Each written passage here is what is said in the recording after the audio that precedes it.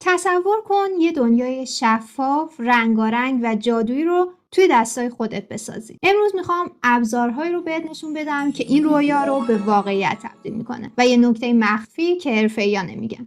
سلام دوستای خوبم. رزین هنریه که مرزهای خلاقیت رو از بین میبره و بهت اجازه میده رویاهای هنری تو به واقعیت تبدیل کنی. اما قبل از اینکه دست به کار بشی و شاهکارهای خودت رو خلق کنی، یه نکته مهم وجود داره. تو به ابزارهای نیاز داری که هر هنرمند رزینکار برای شروع به اونا وابسته است. این ابزارها نه تنها کارت رو راحت‌تر میکنن، بلکه نتیجه نهایی رو حرفه‌ای‌تر و جذاب‌تر میکنن. تو این ویدیو قرار بهت نشون بدم که دقیقاً چه ابزارهایی لازم داری و در آخر مهمترین نکته در انتخاب وسایل. آماده‌ای؟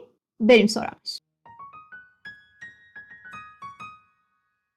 رزین و هاردنر. رزین قلب کار شماست. این ماده جادویی وقتی با هاردنر که سخت کنندش ترکیب بشه تبدیل به یه سطح شفاف و محکم میشه. انتخاب رزین مناسب خیلی مهمه.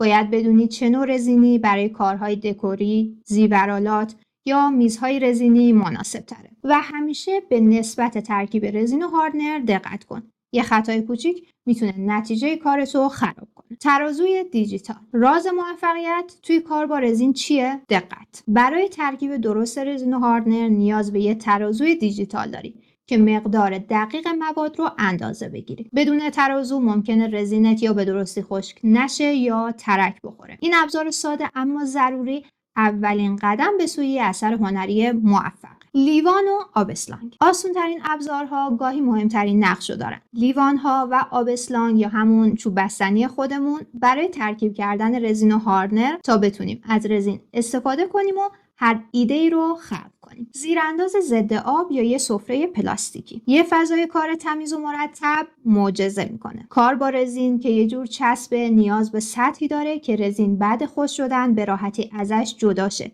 که یه سطح پلاستیکی بهترین گزینه است چون رزین به پلاستیک نمیچسبه.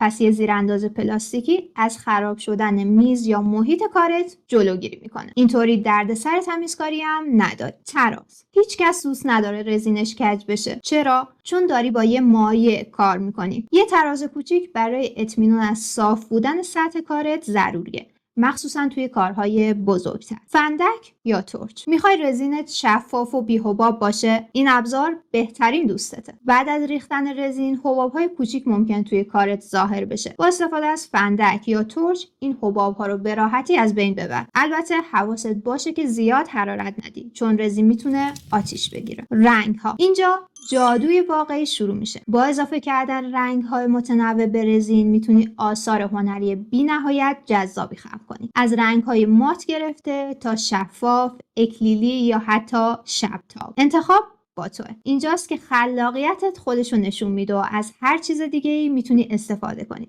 تا در رزین جاودانش کنی و به کارت زیبایی ببخشی، مثل گل‌ها یا ورق طلا. تینر یا الکل ایزوپروپیل برای تمیزی بی‌نقص. اگه رزین روی ابزار یا سطح کارت ریخته، استفاده از تینر یا الکل بهترین گزینه برای تمیز کردنشه. چسب نواری یا چسب حرارتی. برای جلوگیری از هرج و مرج آماده باش. اگه میخوای رزین رو روی سطح خاصی مثل چوب یا فلز استفاده کنی، از چسب نواری برای محدود کردن جریان رزین استفاده کن و چسب حرارتی هم برای آببندی لبه‌های قالب‌ها عالیه. کاغذ سنباده. جزئیات مهمترین تفاوت یه اثر هنری حرفه‌ای با کار آماتوره. بعد از خشک شدن رزین ممکنه لبه‌ها یا سطح کار نیاز به صیقل داشته باشه. با کاغذ سنباده میتونی سطح رو صاف و نرم کنی تا نتیجه کار درخشان‌تر باشه. دریل دستی یا برقی برای جزئیات بعد از خشک شدن. اگه میخوای سوراخی برای آویزون کردن یا نصب قطعات روی رزین ایجاد کنی،